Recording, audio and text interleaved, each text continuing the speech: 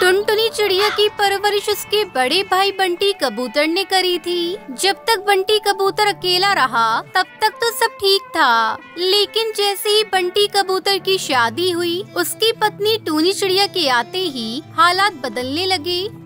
अरे टुनटुनी, मैं जरा शहर के जंगल जा रहा हूँ, कल तक लौटूंगा। घर का ख्याल रखना। अगर तेरी भाभी को किसी चीज की जरूरत हो तो ला कर दे देना।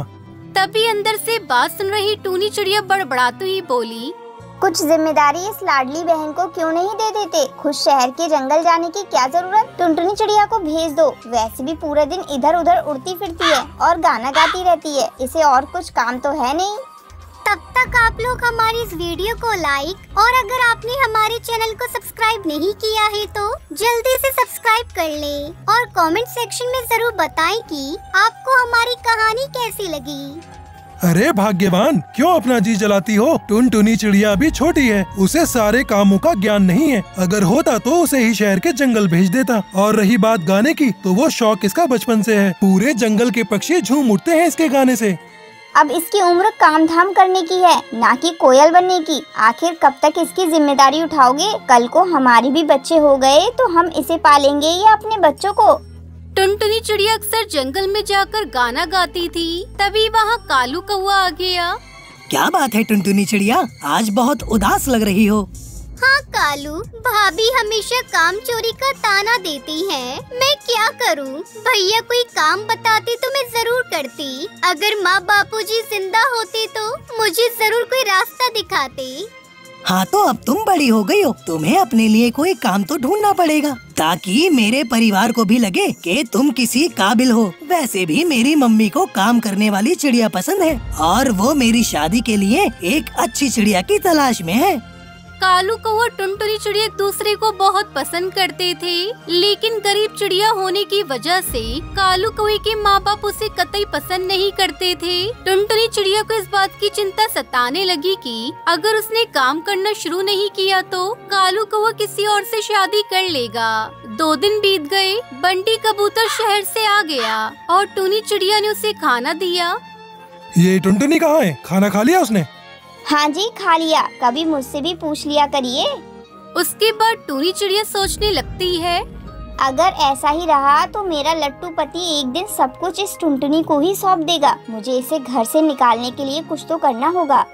रात के समय धीरे से उठकर टूनी चिड़िया टुनटुनी चिड़िया के घोंसले में गई और वहाँ अपने सोने का हार टुनटुनी चिड़िया के बैग में रख दिया। फिर सुबह उठकर बोली, हाय राम, मेरा हार कहाँ चला गया? मेरी मम्मी ने बड़े प्यार से मुझे दिया था, उसकी कीमत तो लाखों में थी। अब मैं कहाँ से इतना महंगा हार लेकर आऊंगी? मैं तो लुट गई, बर्बाद हो गई।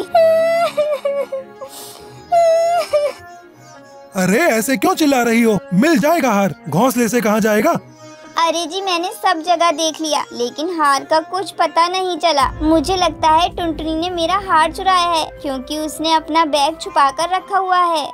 ये गलत बोल रही है भैया, मुझे तो हार के बारे में कुछ नहीं पता। अपने भैया के सामने कितनी भोली बन रही है। चल तेरे घोंसले में और अपना बैग दिखा। उसके बाद बंटी कबूतर टुनटुनी चिड़िया के बैग को चेक करता है और उसमें से सोने का हार निकलता है। ये देखकर टुनटुनी चिड़िया हैरान हो जाती है।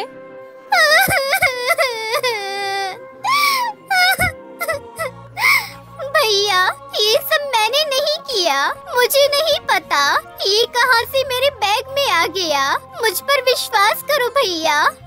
तो क्या मैंने रखा है और ये सब मैं नाटक करूंगी? मुझे नहीं पता था तू इतनी गिरी हुई हरकत करेगी टुनटुनी। अब तू इस घर में नहीं रहेगी टुनटुनी, तूने मेरा बहुत दिल दुखाया है, चली जा यहाँ से। टुनटुनी चिड़िया रोते हुए जंगल आ जाती है और एक पेड़ की डाल पर बैठकर रोने लगती है। तभी वहाँ कालू कौआ आता है। क्या हुआ टुनटुनी, तुम रो क्यों रही हो? टुनटुनी चिड़िया उसे सारी बात बताती है।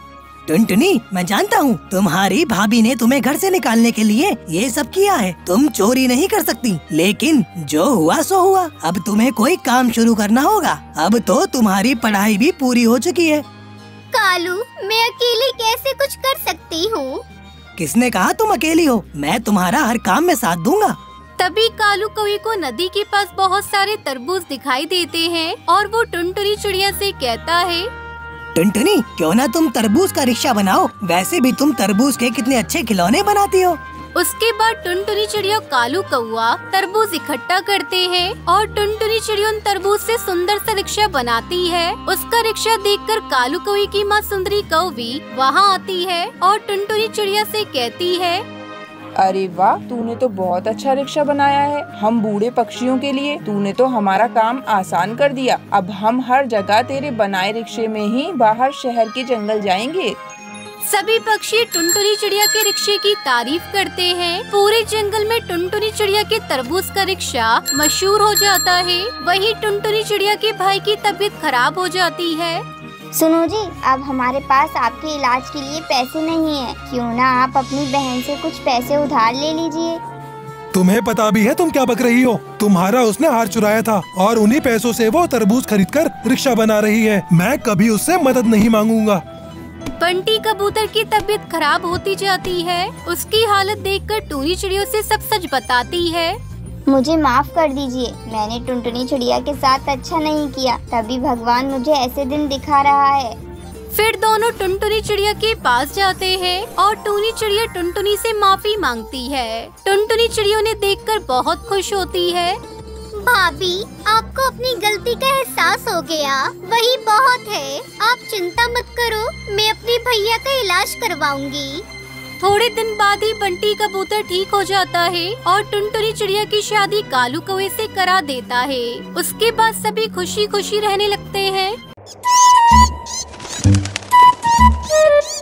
एक दिन बंटी खुशी खुशी ऑफिस से घर आता है और अपनी पत्नी टुनटुनी को बुलाता है। टुनटुनी, कहाँ हो तुम? जल्दी इधर आओ। क्या हुआ बेटा, आज तू बड़ा खुश लग रहा है। हाँ माँ, आज मैं बहुत खुश हूँ क्योंकि मेरा आज प्रमोशन हुआ है। माँ, ये देखो मैं तुम्हारे लिए शॉल लेकर आया हूँ। तभी वहाँ टुनटुनी आ जाती है। क्या बात है जी, आपने मुझे क्यों बुलाया? हाँ टुनटुनी, ये लो, मैं तुम्हारे लिए सोने का हार लेकर आया हूँ। ये हार बहुत ही अच्छा लग रहा है। हाँ हाँ बेटा, इस तरक्की में इसी का तो हाथ है, मेरा तो जैसे कुछ है ही नहीं। ये लो पकड़ो अपनी घटिया शॉल, मुझे नहीं लेना। बबली गुस्से में शॉल फेंक कर वहाँ से चली जाती है। अगली सुबह जब टुनटुनी सबके लिए चाय बना रही होती है तो वहाँ बबली आ जाती है। बहू, तू तो बड़ी शातिर निकली, तूने मेरे बेटे को अपने कब्जे में कर लिया। अब वो तेरी हर बात मानता है, मैं तो जैसे कुछ हूँ ही नहीं। माँ जी, आप ये क्या कह रही हैं? मैंने क्या किया है? तूने मेरे बेटे को काबू में कर लिया है और कह रही है कि मैंने क्या किया। मेरा बेटा कल तेरे लिए इतना महंगा हार लेकर आया और मेरे लिए बस 500 रुपए की शॉल।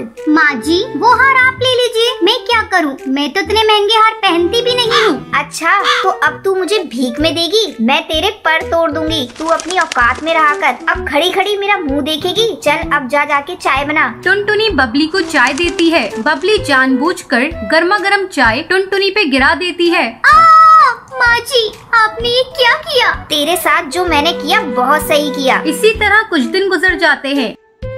एक दिन बबली जंगल से घर आती है। टुनटुनी, अरे ओ टुनटुनी, कहाँ मर गई? जल्दी से मेरे लिए एक गिलास पानी ला। अभी लाती हूँ माँ जी। टुनटुनी पानी लाकर अपनी सास को लाकर देती है। तभी अनाज घर में से जलने की बू आती है। टुनटुनी भागकर अनाज घर में जाती है। हे भगवान, ये क्या हो गया? माँ जी तो आज मुझे मार ही डालेंगी। तभी बबली कबूतरी आकर टुनटुनी पर चिल्लाने लगती है। अरे ये क्या किया तूने? पूरे साल का राशन का तूने सत्यानाश कर दिया। कल मुही इतना अनाज और चावल जला दिया, पूरे साल भर का तो था। भरी बारिश में चुन चुन कर इकट्ठा किया था ताकि इस बार की बारिश आराम से कट सके। इसकी भरपाई कौन करेगा? तेरा वो कंगाल बाप। मेरे पापा को बीच में मत लाइए। तेरे बाप को कंगाल ना कहूँ तो क्या कहूँ? उसने 2 जोड़ी कपड़ों में तुझे मेरे मत्थे मर दिया। मैंने तो सोचा था अपने बेटे की शादी किसी अमीर चिड़िया से करूँगी। ठहर जा, मैं तुझे अभी बताती हूँ। इतना कहकर बबली जलती हुई लकड़ी से टुनटुनी के पर जला देती है। माँ जी, आपने क्या कर दिया? रात को जब बंटी घर आता है तो वो टुनटुनी के जले हुए पर देखकर वो उससे पूछता है, टुनटुनी, ये क्या हुआ तुम्हारे पर को? ये तुम्हारा पर कैसे जल गया? वो कुछ नहीं जी, किचन में काम करते समय जल गया था। टुनटुनी, तुम झूठ मत बोलो, मैं सब जानता हूँ। ये सब माँ का किया धरा है। मैं अभी माँ से जाकर पूछता हूँ। बंटी गुस्से में बबली के घोंसले में जाता है। माँ, तुमने बहुत अत्याचार कर लिया टुनटुनी पर। अब मैं और नहीं रह सकता यहाँ पर। मैं टुनटुनी को लेकर यहाँ से चला जाता हूँ। नहीं नहीं बेटा, इस बुढ़ापे में तू मुझे छोड़कर मत जा। आगे से तुझे मेरी कोई शिकायत नहीं मिलेगी। नहीं माँ, अब मैं तुम्हारी एक नहीं सुनूंगा, मैं जा रहा हूँ। बंटी टुनटुनी को लेकर घर छोड़कर चला जाता है और दूसरी नदी किनारे बने पेड़ पर अपना आशियाना बनाता है। ऐसे ही कुछ साल गुजर जाते हैं। एक दिन जंगल में भारी तूफान और बारिश आई हुई थी। माँ इस भयंकर तूफान में कैसे अपने आप को बचा रही होंगी, मुझे जाकर उन्हें देखना चाहिए।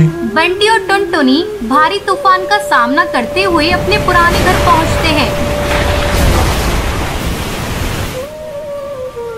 वहाँ बबली कबूतरी बारिश में भीग रही थी और आखिरी सांसें गिन रही थी। माँ तुम्हें क्या हुआ माँ? बेटा मुझे माफ कर दे। बहू तू भी मुझे माफ कर दे। इतना कहते हुए उसकी सांसें वहीं रुक जाती हैं। उस दिन के बाद से टुनटुनी और बंटी अपनी माँ के घर में रहने लगते हैं।